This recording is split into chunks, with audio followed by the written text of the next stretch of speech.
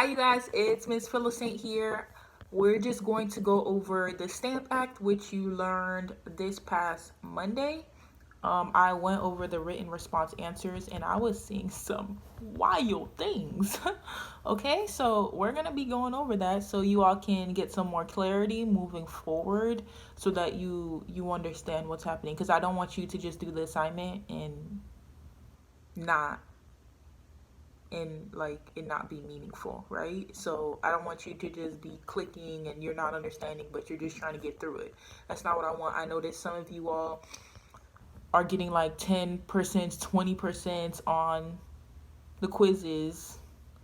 The answers are all in the text. You should be referring back to the text. I'm not sure why you're not doing that, because who wouldn't want to get its good score, right? I don't know. So please make sure you're doing that. I did leave some shout outs for Monday for those of you who got 100% on the exit ticket from last week. Woo, good job.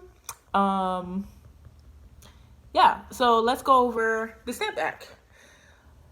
You may want to grab some notebook paper if you want to take notes, if you feel like you're going to forget and this information will be useful to you. I highly recommend that you do take notes. Yeah, so let's get started. The Stamp Act. Before we talk about the Stamp Act, I want to go into why like the Stamp Act was occurring in the first place. Okay, so here I have, oops, shout out to my whiteboard too that I got at Dollar Tree. You know how much I used to love that whiteboard at school, so ooh, Dollar Tree. Okay, 1754 to 1763, the 13 American colonies fought the French. Okay, they called this the French and Indian War, which is in blue. That's the name of the war. So 13 American colonies fought in a war against the French. 13 American colonies won. That's in purple here. But how did they win? They won with the help of the British Army. That is how they won. That's what the British Army swears by. They said they would have lost if it wasn't for us. That's how they felt. Okay? So this in red is very important. They won with the help of the British Army. With that being said, the British felt like you all owe us for this war that we helped you win. And we have a right to tax you to get our money back. Like, it's our right. We did you a favor. Now we can do all these things. So that's where the Stamp Act comes into play. The Stamp Act was a tax that they put on the American colonies, okay? Taxing all the printed material, such as newspapers, magazines, legal documents, regular paper that you have at your house and I have here, right? So they called it the Stamp Act because the colonies were supposed to buy the paper from the British with the stamp already on there to show that they paid the tax. And that's how the British were going to make their money. That's very important to know this foundation, because then you understand why is the British doing this in the first place, okay? So that's what happened. Now, the 13 American colonies, they were like, no, that is not fair. We do not have representation in the British Parliament. So basically, we don't have representation in Britain. So why would we do what you are telling us to do? No one over there has our interest in mind. Okay, that's kind of how they were thinking. You always want to put yourself in their shoes to see how were they thinking, to know how they were feeling. That's basically like you going to court for something bad. Hopefully not ever, but you going to court for something and there's no lawyer there to represent you. How would you feel? Who's going to have your best interest in mind? No one. That's not a good thing. So that's how they felt. The 13 American colonies. Tongue twisted. Okay. So the 13 American colonies, they protested. They got together, and in New York, they got together and they did a unified protest. Like, okay, what are we going to do? Strategizing, right? Thinking through, how are we going to protest? How are we going to fight this? Because obviously they didn't want the British to take advantage of them. So let's hop over to when the act was repealed. Repealed means like it's revoked or canceled, kind of, okay?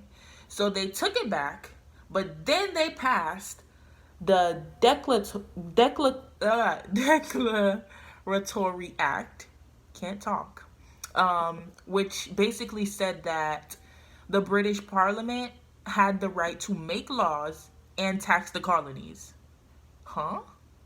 Yeah, doesn't make sense, right?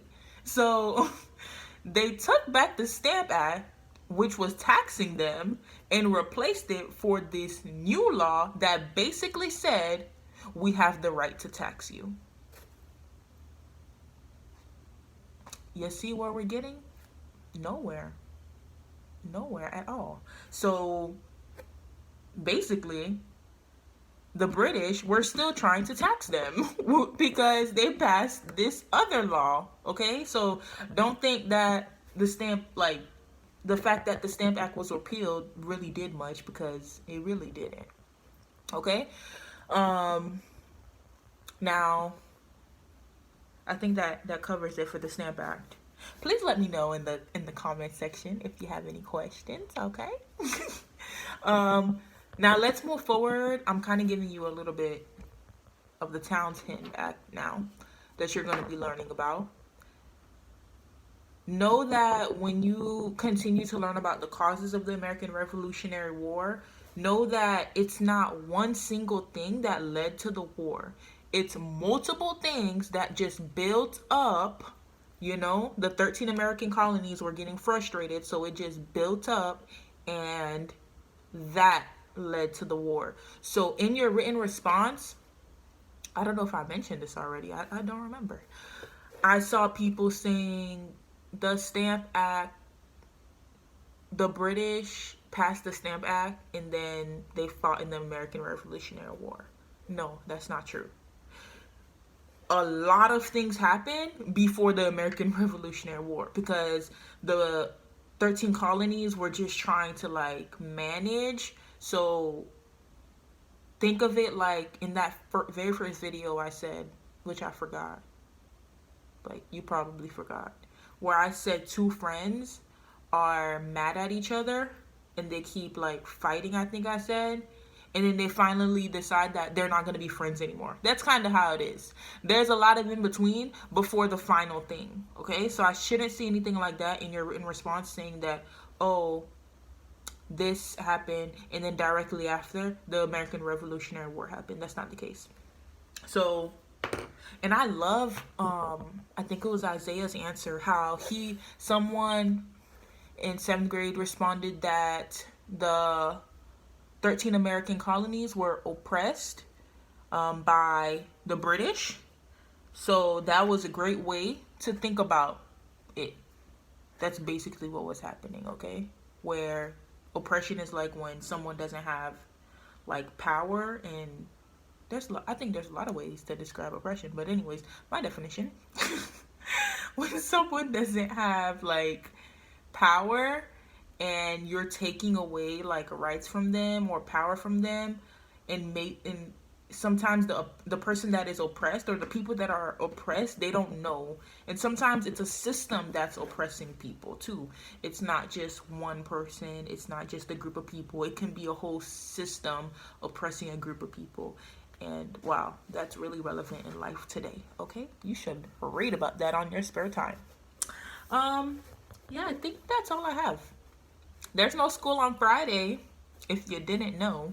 So there should be nothing posted on Google Classroom. You enjoy your Friday off.